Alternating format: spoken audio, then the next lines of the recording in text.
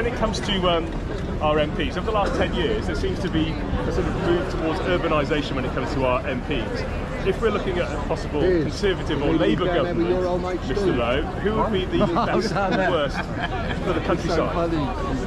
Well, I think we need a reform government rather than Labour or a Tory government. We've had enough of Brexit. I think we need to like Labour now. What we need is somebody from outside the existing political establishment to radically review all the things that are wrong, by the way there are lots of them, and change the way in which we govern. And I think Reform's got the chance of doing that. And fortunately, I am a farmer. I love farming, it's my passion. And to see Rachel Reeves and Steve Reed not only presiding on the board,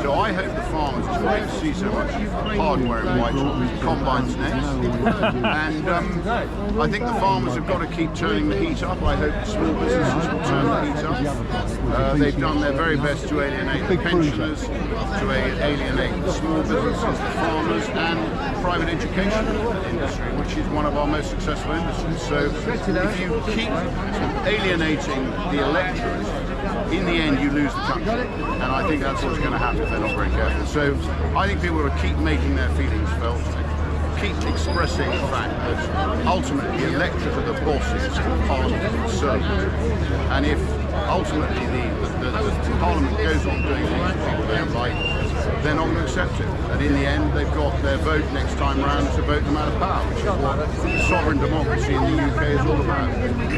Has today surprised you, the commitment? No, I think we've got fantastic farmers. They're a very disunited industry in that they're all individuals. They spend a lot of time on their own. They do a real job. They produce a vital commodity. Food security in this country is arguably now at a perilous low. I think after the war everybody realised how important food security was. We spent a lot of money ensuring we had food security. We ended up with food crisis. And I think now we've gone too far the other way. So it's time to start rebuilding Britain's own farm business, producing food that people consume here. We've got some of the best soils in the world. The indexes that these farmers keep up in their soils are very good, which means the food they produce is delicious.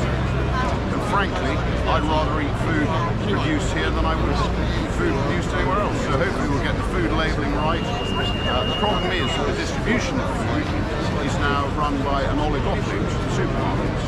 And that has worked against a band of individuals like the farmers. And it penalises. So really government should be dealing with it on an oligopolistic distribution of food as a matter of emergency. Okay, last question. He's not blinking. Mr. Starmer is not blinking. You're in the house with him. You sort of maybe have a sense of his personality more than others because you're in that chamber. What will actually push him over? What will actually make the difference, do you think? Well, do any of us know what Keir Starmer thinks? We usually say what he thinks. He never answers any questions that we ask him in Parliament. It doesn't matter whether it's me asking them or Jeremy Corbyn asking them. He was complaining that his questions weren't being answered the other day. So that makes a bit of a mockery of Parliament. But who is Keir Starmer? What does he really believe? Is he what he appears to be? Because I think if he's being a responsible politician, he should be putting the interests of the British people at the top of the agenda. But it appears to me he's doing absolutely his very best with his front bench to damage the interests of the British people, not enhance them. And that's what he's doing. Okay, as a farmer then, what's the best bit of farming? I love farming, it's my passion. What's the best bit? Well, I love driving my combine harvester, which is my favourite. That's my favourite bit. Okay, is it a big one? No, I haven't got a huge farm. I've got 865 acres. I've got some very poor soils in the Cotswolds. They eat your Wellington boots as you walk over them. I haven't got some of this wonderful Norfolk soil like we have in Great Yarmouth. But it's the best way to live your life. Unfortunately, what these people don't understand is farms might be worth a lot of money, but they don't produce a very good living. And ultimately, it's a high risk, very, very high input, high work rate business. And I applaud all farmers. They work long hours, they do a very difficult job. Basically, they're fantastic people. It's great to see them uniting, and hopefully they'll continue to unite, and they'll continue to make their feelings felt. microphone up in front of you.